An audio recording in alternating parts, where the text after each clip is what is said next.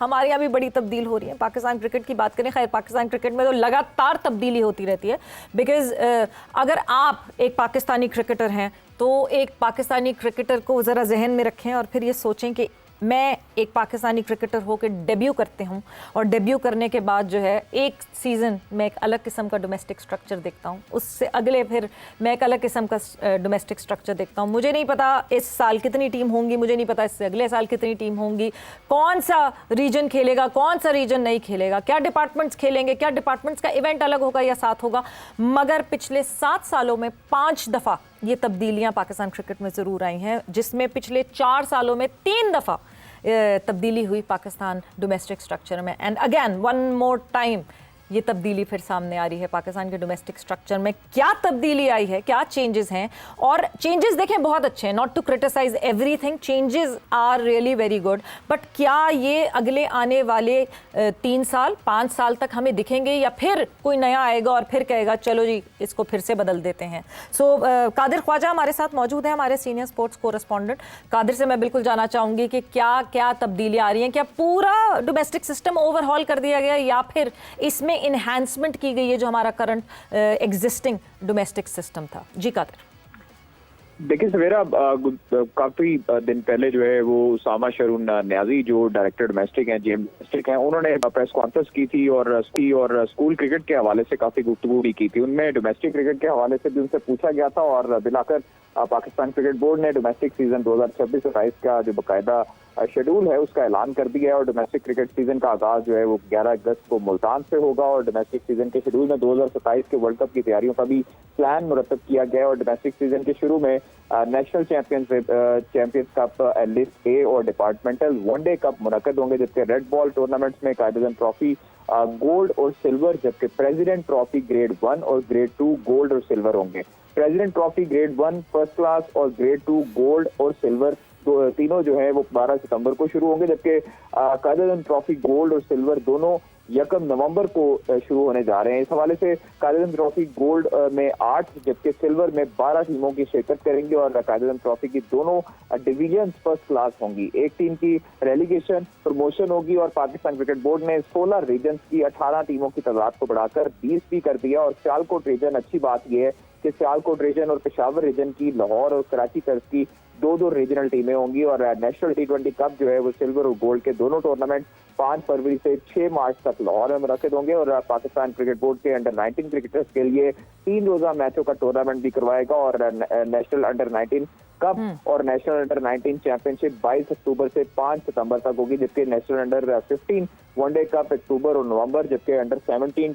जो 2 day tournament होंगे वो नवंबर और दिसंबर में होंगे और district challenge league inter district under 19 और इंटर डिस्ट्रिक्ट सीनियर अपने मामूल के मुताबिक होंगे और 2026-27 के जो डोमेस्टिक सीजन है उसमें खिलाड़ियों और फैंस दोनों के लिए ये यादगार साबित होगा। उसामा शरून न्याजी जो सीनियर जनरल मैनेजर हैं डोमेस्टिक क्रिकेट के, उनका ये कहना था कि डोमेस्टिक क्रिकेट को अच्छी माली इमदाद और रीजनल क्रिकेट को मजबूत बनाने पर चेयरमैन पाकिस्तान क्रिकेट बोर्ड के शुक्रगुजार हैं, जबकि वर्ल्ड कप की तैयारियों के लिए भी अहम सीजन होगा और इसमें 2 वनडे टूर्नामेंट्स भी करवा रहे हैं। जी ओके जी। सो मतलब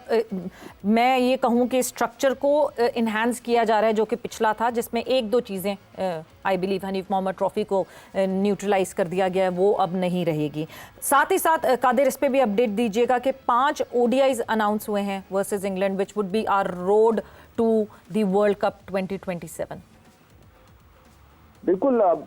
5 वनडे इंटरनेशनल मैचेस की सीरीज के लिए इंग्लैंड का दौरा करेगी पाकिस्तान टीम 2027 में और 5 वनडे इंटरनेशनल मैचेस 15 से 26 मई 2027 तक साउथहैम्पटन, मैनचेस्टर, लीड्स, चेस्टरली स्ट्रीट और कार्डिफ में खेले जाएंगे, जबकि सीरीज का जो पहला वनडे इंटरनेशनल मैच होगा वो 15 मई को साउथहैम्पटन में, दूसरा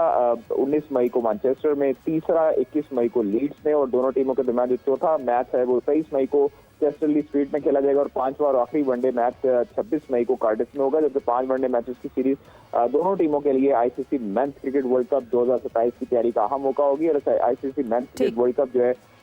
4 अक्टूबर से 21 नवंबर तक जनूबी अफ्रीका, जिम्बाब्वे, नामीबिया खेला जाएगा और इस वक्त पाकिस्तान ने आखिरी बार जो 2021 में 3 वनडे इंटरनेशनल मैचेस की सीरीज के लिए इंग्लैंड का दौरा किया था। ठीक है कादिर, थैंक यू, बहुत बहुत शुक्रिया हमें अपडेट करने के लिए। Doctor coming towards you, a new system, तब्दीलियां, और जिस तरह मैंने शुरू में अपने इंट्रो में बताया कि 7 सालों में 5 दफ़ा हमारा डोमेस्टिक सिस्टम तब्दील हुआ और पिछले 3 सालों में 4 दफ़ा डोमेस्टिक सिस्टम तब्दील हुआ। तो मतलब इतनी तब्दीलियों के बाद फिर हम शिकायत करते हैं कि हमारा निज़ाम, भाई हम ऑस्ट्रेलियन, इंग्लैंड, हम इंडिया, इनकी तरह के प्लेयर्स क्यों नहीं आ रहे, इनकी तरह के क्रिकेटर्स क्यों नहीं तैयार कर सकते। इतनी इनकंसिस्टेंसी के बाद कौन तैयार होगा? देखें, सबसे पहले तो ये कादर ने जिसने बताया एक सांस में, I am glad and he has done his bit, लेकिन हमारी फर्स्ट क्लास क्रिकेट जो है वो 1952-53 के बाद, बल्कि 54-55 में जब कायद आज़म ट्रॉफी हुई शुरू, हम स्ट्रक्चर चेंज करते ही रहे, हम कंफ्यूज रहे। उसका प्रीमियर रीज़न ये था कि हमारे जो रीजन्स थे या हमारी जो एसोसिएशंस थी वो सेल्फ फाइनेंस बेसिस पे नहीं होती थी और क्रिकेट बोर्ड ने सेंट्रलाइज करके रखी हुई थी क्रिकेट। ये जो अभी स्ट्रक्चर आया है, honestly speaking it's not bad, ये ठीक है, बिल्कुल ठीक है। और अनफॉर्चुनेटली अब हमें जो इबाहम है वो ये है कि इसको फिर तब्दील ना कर दिया जाए, नंबर 1। नंबर 2, जो इम्पॉर्टेंट चीज़ है इस स्ट्रक्चर को आगे पीछे चेंज करने से, अभी जैसे ये रेम्यूनरेशन इन्होंने अब फिर बेहतर कर दी प्लेयर्स की, और ये पहले भी ऐसा ही था, एहसान मानी के टाइम पे यही रेम्यूनरेशन थी, इसी बोर्ड ने चेंज की थी जिस वक्त वो चैम्पियंस लीग वाला कॉन्सेप्ट लेके आए थे, मेंटोर लेके आए थे, तो इनकी आपने शॉन ऑफ कर दिया था ट्रॉफी से इनकी जो पेमेंट्स थी। तीसरी चीज़ इम्पॉर्टेंट ये है कि आपकी जो डेमोग्राफिक डिस्ट्रीब्यूशन है उसमें 60% तो क्रिकेट खेल लेते हैं, बट 40% अनअटेंडेड चले जाते हैं रीजन्स भी, और वहाँ पे जो आपका सैम्पल साइज़ है उनको भी मौका नहीं मिलता। लेकिन it is a progressive step